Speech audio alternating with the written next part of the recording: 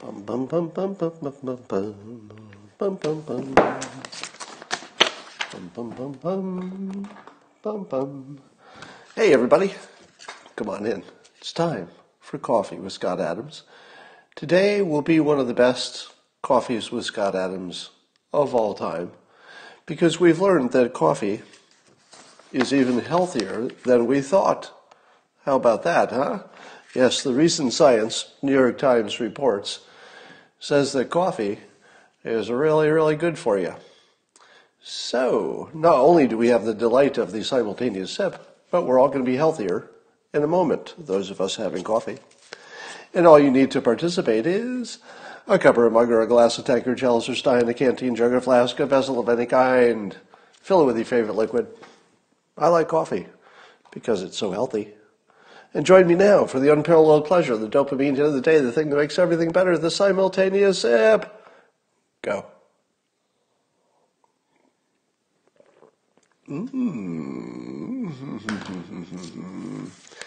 Yes, science confirmed.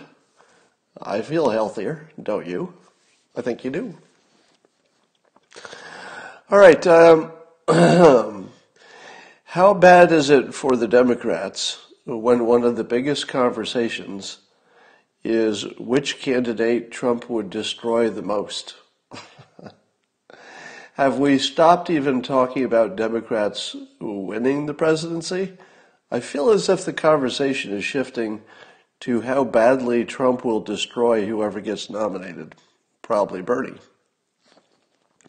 Speaking of Bernie, what does it mean that Bernie has so much support from young people? What's that tell you? Well, it could tell you he's bribing them with the money of old people. I mean, that's basically what he's doing. He's transferring money from the old to the young. So that'll get some young people. But the problem is, aren't young people the dumbest among us?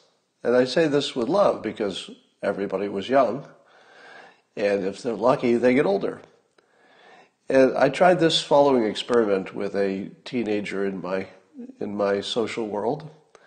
So recently a teenager was noting that, she seemed to be as smart as an adult. Doesn't matter the topic. And I said this, have you ever noticed that you know more than you did when you were 6 years old? Try this with a person in their 20s. Person in their 20s says, Bernie, it's Bernie all the way. And say this, do you think you know as much as you did when you were 6 years old? Or do you know more? Are you smarter than when you were 6 years old? Now, anybody in their 20s is going to say, yeah, obviously. Then you say, are you smarter than when you were, let's say, 14? Now you're 25. Are you smarter than when you were 14 years old? Most people in their 20s will say, yeah, I'm a lot smarter. And here's the punchline. Do you think that stops? Do you think that you're not going to be smarter at 40 than you are at 25? Do you think there's any chance of that? Now, you could argue that when you're 85, you might slow down, and maybe a 25-year-old is smarter than an 85-year-old on average, could be. But you ask a 25-year-old, do you think you're going to stop growing and you're not going to get any smarter? Or do you think it will be like every other year of your life where you get more experienced and smarter?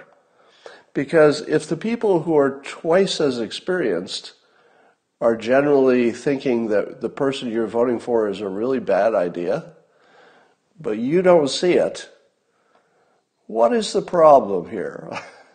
Now, you can't really change people's minds with this argument, but it's a lot of fun. Get people to first agree that youth is associated with lack of experience, and that we know that because all of us are smarter than we used to be. There's no exception. You can't find anybody who believes they were smarter at 14 than they were at 25. Nobody's going to say that. So we have to look at the fact that there's a candidate who's getting a lot of the young vote. And it's not a compliment, if you know what I mean. All right, I wonder if there's anybody who will take this position in voting. Let's say Sanders gets nominated. Will there be anybody who says, I really, really don't want Trump, but on the other hand, I don't want Bernie to destroy the world with his socialism? So what would you do? Because you don't want Bernie to destroy the world, but you desperately don't want President Trump anymore. How would you vote? I'm wondering if some people will do this. Vote for Bernie, and then vote for all Republicans in Congress. Just try to flip the House Republican. Why?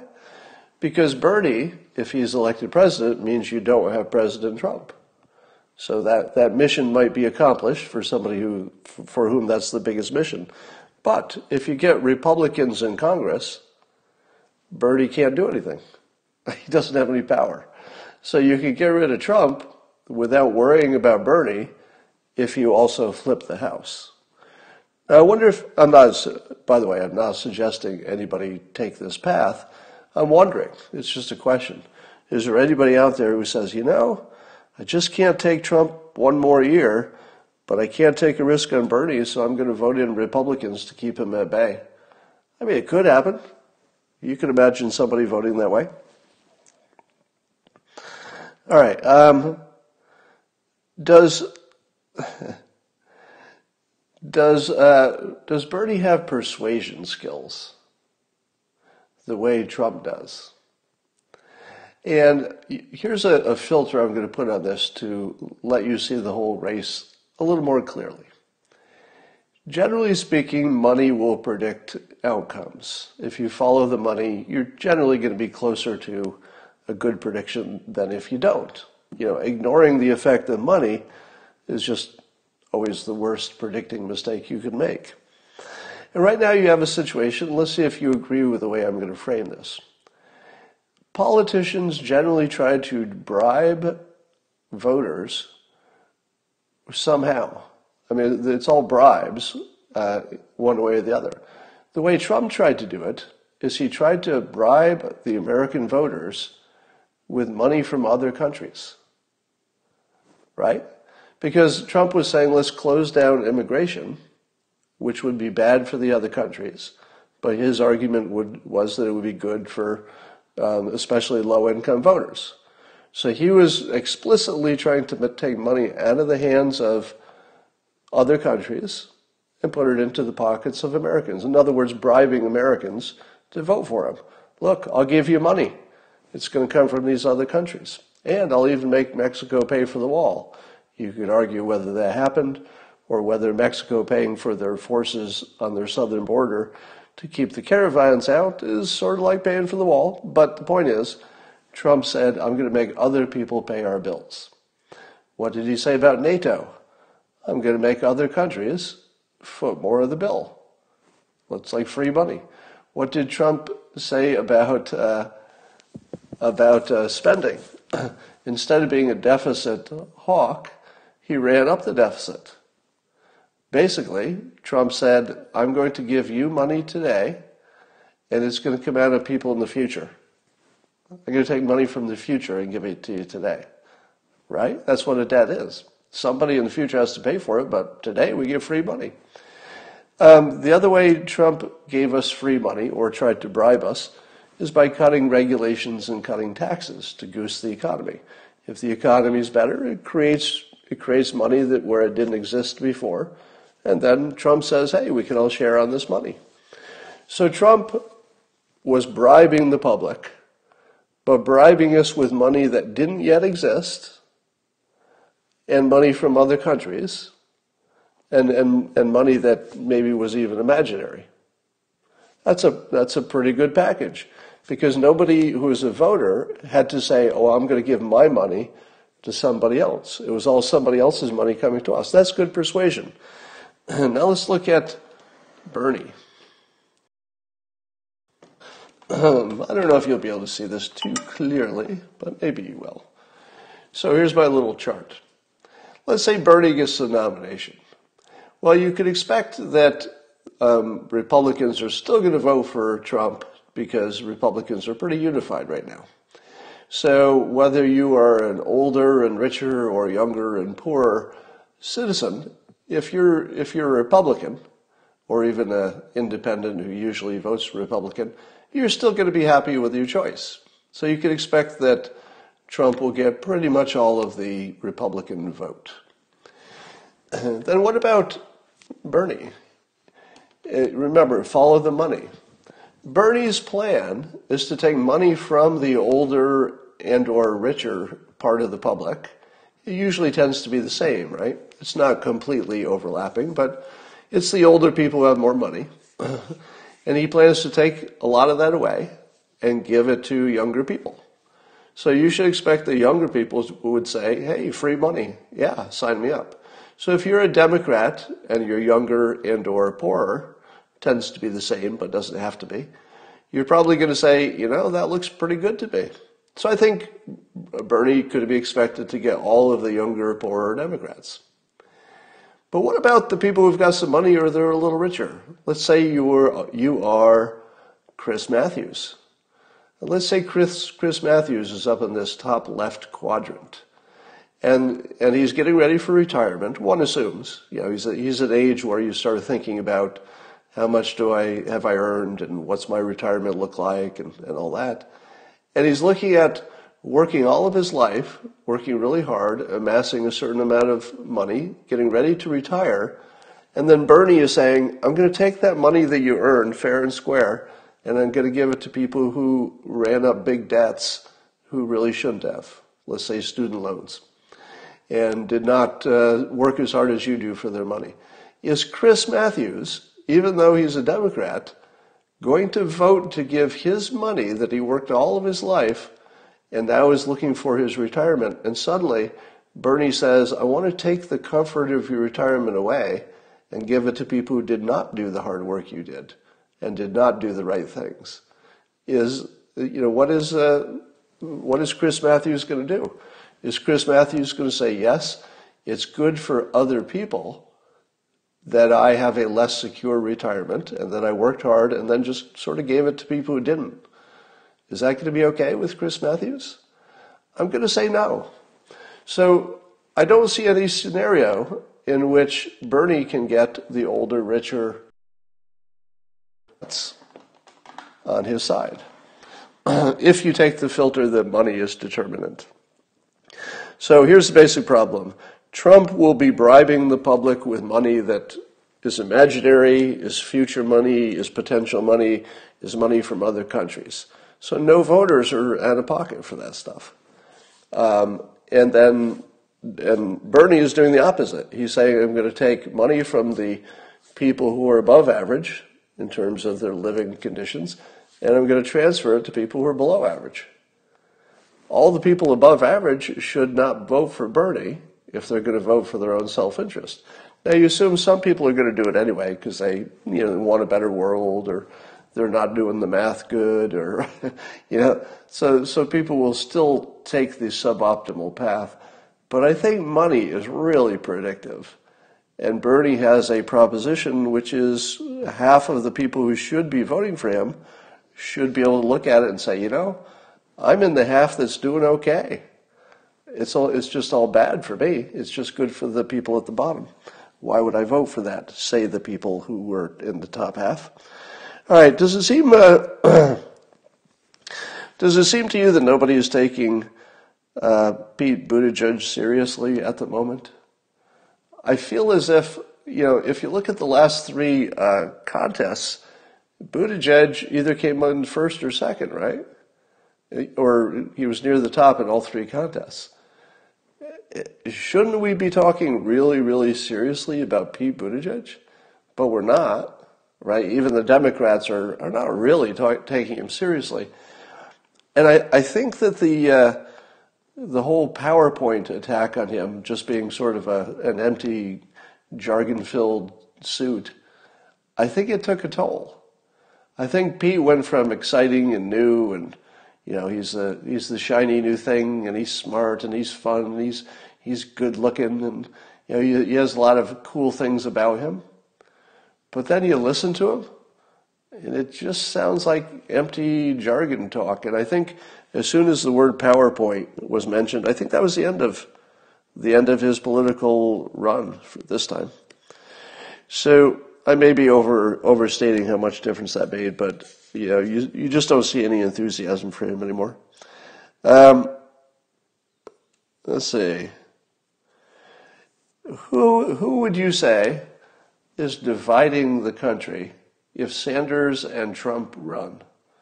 If you listen to Trump talk, Trump will be saying and doing things like this. Here's me in a room full of young black voters cheering me on because they're Republicans. Here's me, this is Trump talking, here's me praising black leaders. Here's me bragging about lowering black unemployment. Here's me bringing everybody together. Not insulting Americans, insulting other people, and his critics, but not insulting voters who are minding their own business. And then there's Sanders. Do you know what Sanders is saying? Have you heard him recently?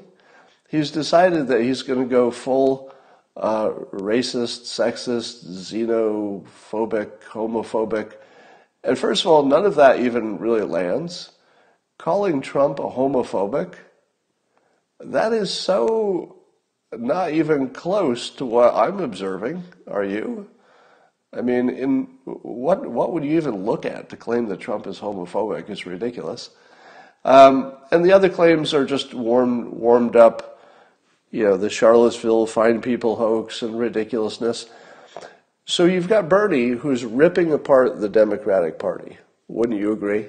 I mean, there's a lot of division with the Democrats. That didn't exist before. And it's not something that Trump made. Trump is out there every day saying, let's get together, we Americans, and that does not include people who came here illegally. That's his message. Like it or not, that's his message. It's all about coming together. But Bernie is all about separating the rich and the poor, making the rich and the poor enemies, making the Republicans look like a bunch of racists and sexists. And it looks to me like Bernie is just ripping the fabric of the country apart to get elected.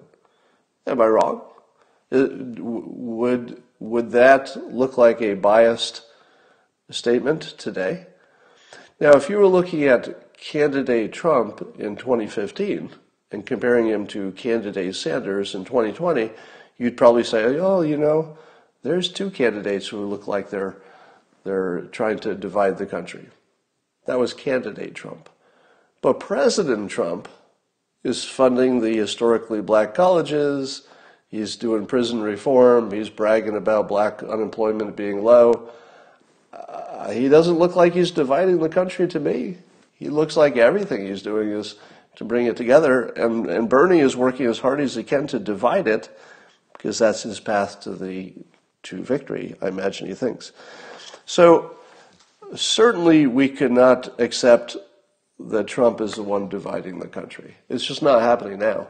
If you said he used to be that way and his rhetoric used to be more dividing, I would say, yeah, that's probably true. I would say that's probably true. It's just not true now. So is anybody taking Joe Biden seriously? Did you hear the two things he said this week? I guess he told audiences 3 times in the last 2 weeks that he was arrested 40 years ago in South Africa while trying to meet Nelson Mandela. Except there's no evidence, independent of him saying it recently, that ever happened. Joe Biden seems to have hallucinated some history of his own in which he tried to meet Nelson Mandela in South Africa and got arrested. But it's better than that. He also told audiences that his deceased son had been the Attorney General of the United States, which he hadn't been. Had he been an Attorney General of a state or something? That's probably what he was thinking. I don't know the resume of his deceased son, but those are some pretty big departures from reality. And at this point, I don't think anybody takes Biden seriously, much less his own team. All right. I'm fascinated by how the media moguls are going to handle Bernie Sanders. Let's say you're Jeff Zucker. Jeff Zucker makes a lot of money. Does Jeff Zucker want to live in a world where Bernie Sanders takes Jeff Zucker's money away and gives it to other people? I'm going to say no. I mean, I'm not going to read his mind. I can't read Jeff Zucker's mind. He might be the greatest guy in the world, and he just thinks, other people should take my money. But I suspect that anybody who wanted to have less money so that poor people could have more, they certainly have ways to do that. It's called charity. You can give away as much of your money as you want. So if Jeff Zucker wanted to give away all his money, he could do that without Bernie Sanders. And I'm guessing that he doesn't want to do that. So what does CNN do when they've got Trump, who is their nemesis? They, of course, have to say bad things about him. That's their business model. But they can't really promote Sanders because he's going to be really expensive for the talent and the owners of CNN, the managers. It would be a disaster for them, the same as it would be a disaster for me. I would suffer greatly financially under a Bernie Sanders regime. So I think we're starting to get the answer to that because on CNN, they recently hired Joe Lockhart. And Joe Lockhart writes this article on CNN, their website, saying that Bloomberg needs to take out Bernie and quickly. Can you imagine? It's sort of shocking, isn't it? That they would hire a very anti-Trumper guy, Joe Lockhart, and he's super partisan anti-Trumper. And they let him write an opinion piece on CNN, basically anti-Bernie. It's pretty much anti-Bernie. So I think CNN doesn't want to take sides with Bernie. What would that look like? What is their business model even going to look like? Because they had a really clean model, which was Democrats of the world united against this evil Trump guy, and that worked really well. But what if they don't like either one? What do they do? What do they do with that? So I think CNN is going to have to try pretty hard to take Bernie out. And we have this weird enemy of my enemy situation in which CNN and Republicans are going to be on the same side. So look for that. How wonderful is it that the two top candidates to run against Trump, the Democrats had, years to prepare. They knew exactly what they were up against. President Trump is a really well-known quantity, so they knew exactly what kind of candidate would match up well. And what they picked were one billionaire who's got accusations of sexism, racism, and foreign entanglements. Okay, that's one of the choices that they came up with after years of thinking about what would be a good matchup with Trump. And the other one is literally a con man. I mean, there's no other way to say what Bernie is doing. Because I don't think Bernie believes his math works, right? I mean, I hate to be a mind reader, because I can't tell what's in his head, but do you get into any indication that Bernie Sanders believes that despite what every economist and anybody who can do math tells him, that he alone knows how to make the math work and it'll all work out? I don't know. If I had to guess, and again, I'm not a mind reader, but I don't think there's any chance that Bernie thinks that the proposals he's pushing are actually practical. Do you?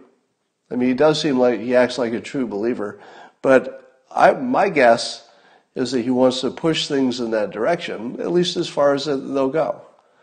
So I don't think, and again, this is just speculation because I'm not a mind reader, but I would guess that Bernie wants to push it in that direction as far as it'll go, and he doesn't know how far that is, but probably doesn't think it would go all the way to the extremes that he's promoting.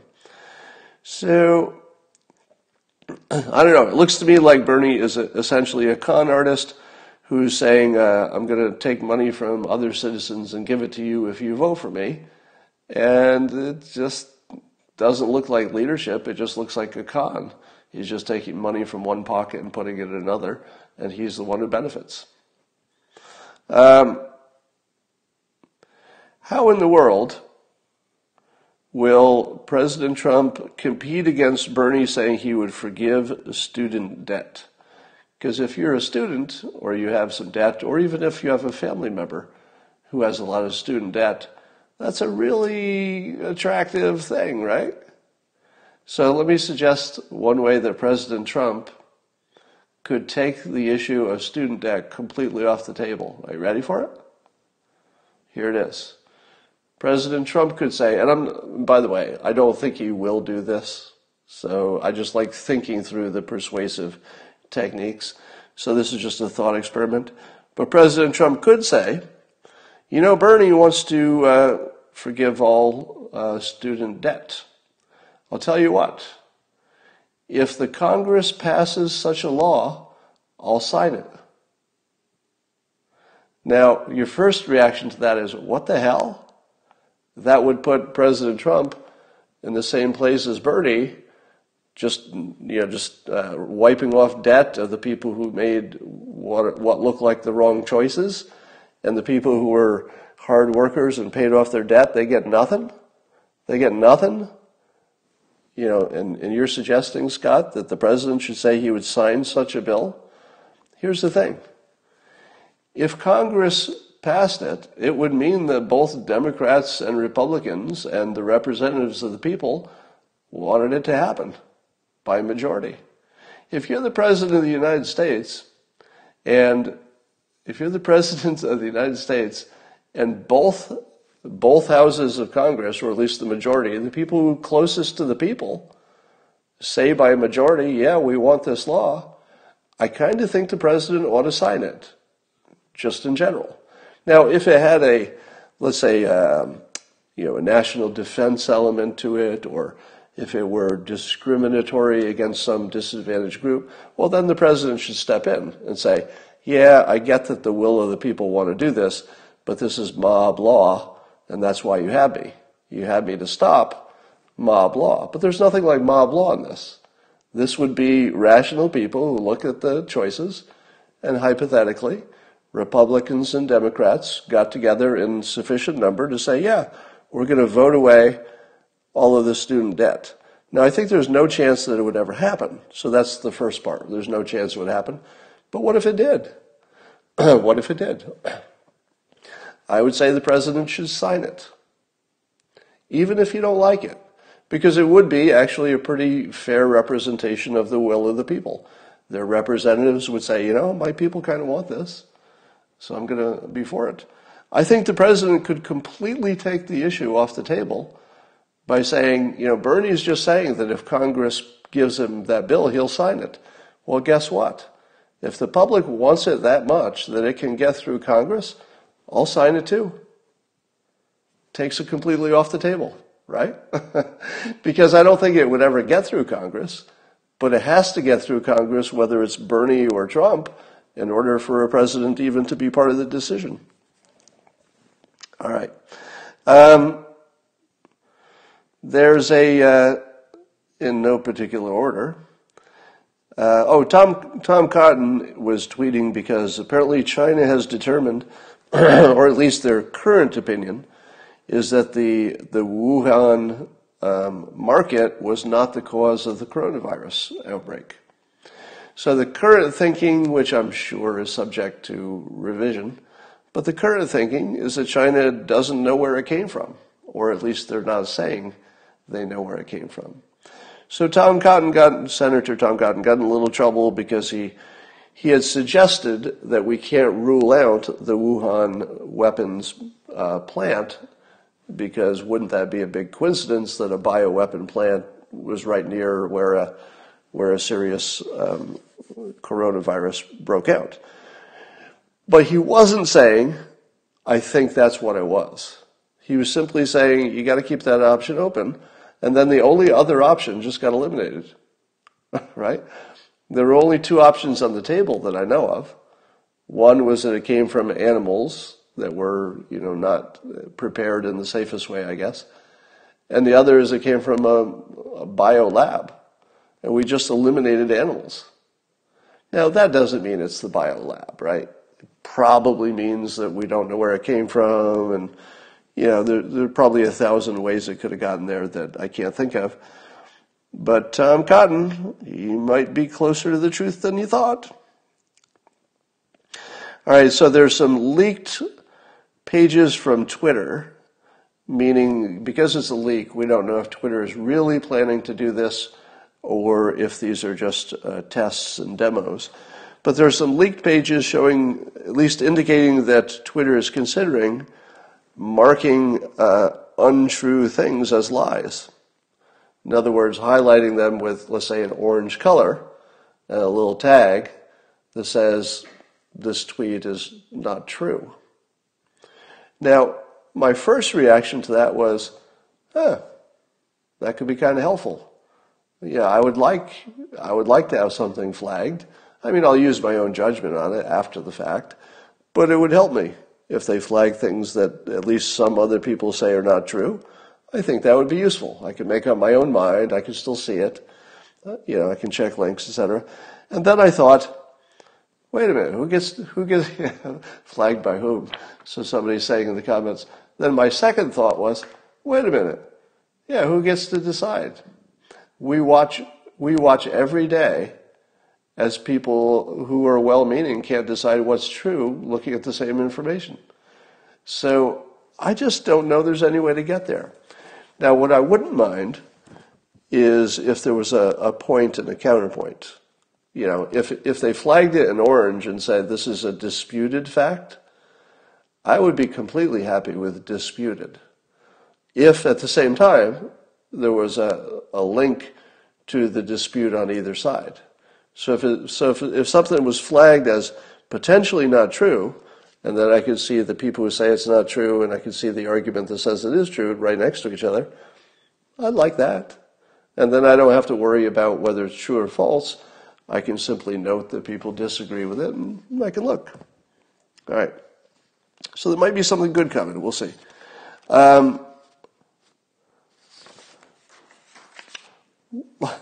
Lawrence O'Donnell over at MSNBC, I can't tell if he's lying or crazy or acting, and I'm fascinated by it. I couldn't look away. But he did this big thing saying the president is a Russian operative. This is yesterday, right? This is not even during the Russia collusion hoax, but as recently as yesterday, I think it was, or the day before, the president is a Russian operative. That sounds like the description of a bad Hollywood screenplay, but it is real, and it is Vladimir Putin's greatest achievement. Lawrence O'Donnell actually said that sentence on TV. And then he goes on about how, Putin owns Trump. And I think to myself, does he even believe any of that? I can't tell. Can you? Does he? Because he looks crazy. Like, to my eyes, he looks crazy. Like he's in a cognitive dissonance bubble or TDS or something, but it looks actually crazy. So, but who knows? Maybe he's just faking it. James Carville said something that made me pause. No matter what you want to say about James Carville, he is a smart guy and a straight talker, and every now and then he'll just say something that will just knock you off your chair and make you rethink. He's good at that. And here's one of the things he said, that why I didn't think of this, I don't know. But he said that if Russians are trying to help Bernie, it's not because they want him to be president, it's because they know he's so weak he'll lose to Trump. So in other words, Carville is saying that Russia only wants to help Trump, and they either do it directly, through their, hacking and social media, or they do it indirectly by promoting Sanders as the competitor because he doesn't have a chance of winning.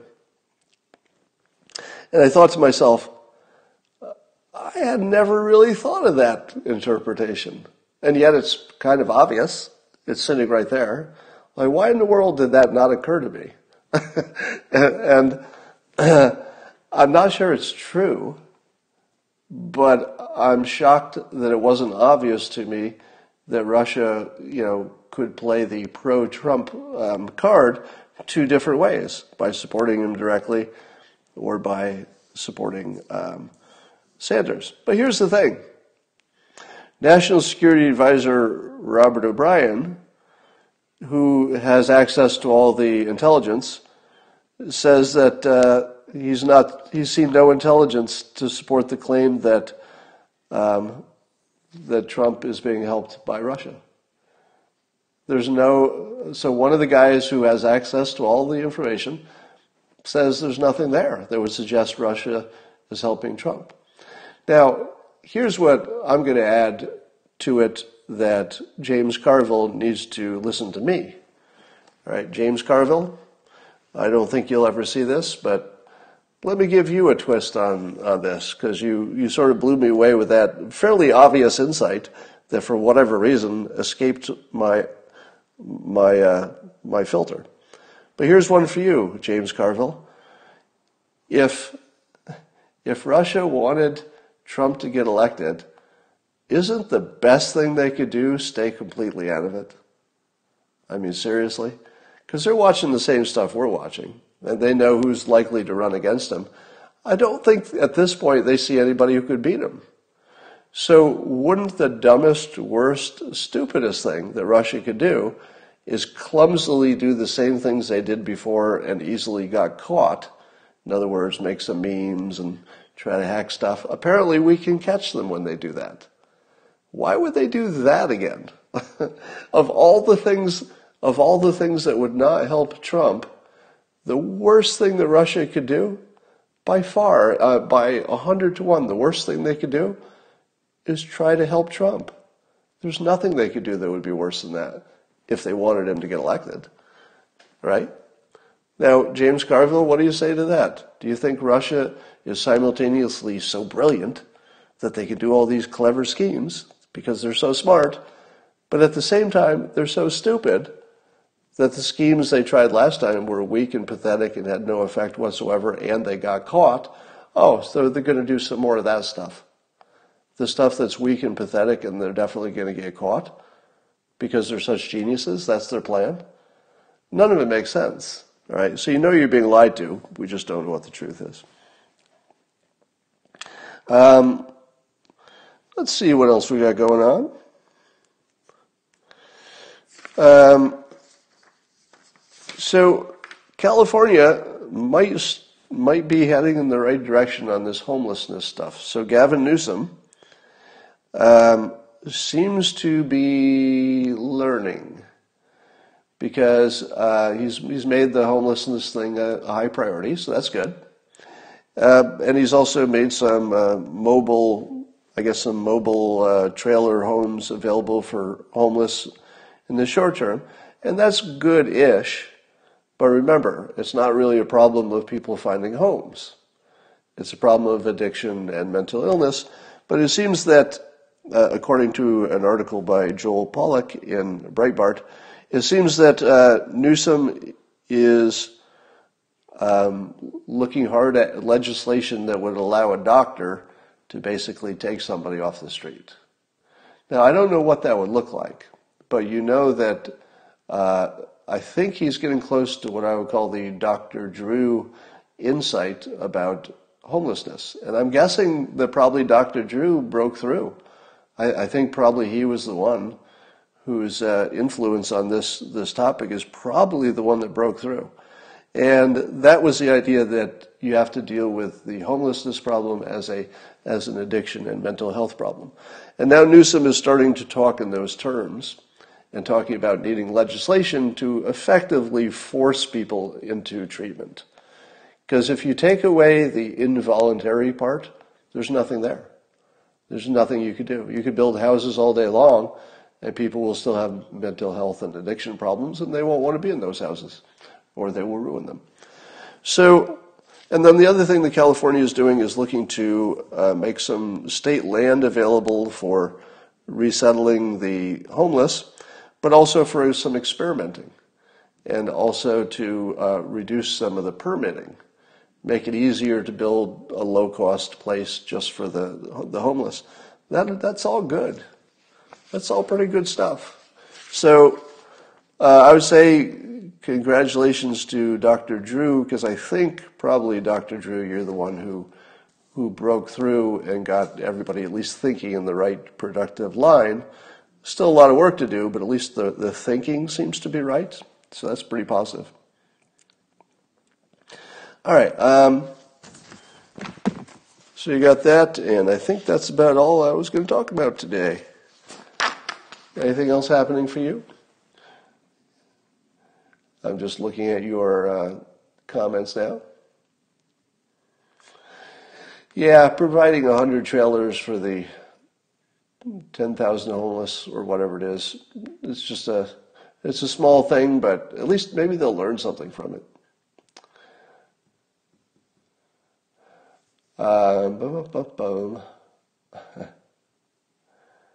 What did Houston do? Somebody says that Houston reduced their homeless, but I don't know about that. Talk about AOC. I saw AOC was getting some heat because she wore an expensive-ish dress on The View, but really, if we're mocking women for the dress they wear, we're just not. I mean, you're just not being productive. So, and by the way, it was a really good dress. So, in terms of fashion, I would say A+. But otherwise, I don't think we should care about how women dress. Naval disagrees with me on the slippery slope. Well, I think if we were in the same room, we probably would not disagree. Some of it is just your choice of words. It is true that things sometimes go in one direction, but it's not because there's something called a slippery slope. It's just true that some things will go in one direction until something stops them. It's just a better way to think of it. Yeah, the Phil Haney apparent suicide. I'm kind of watching that story, but people do kill themselves. So I'm not going to immediately jump into there's something fishy here. He was a whistleblower, so you definitely have to question that one.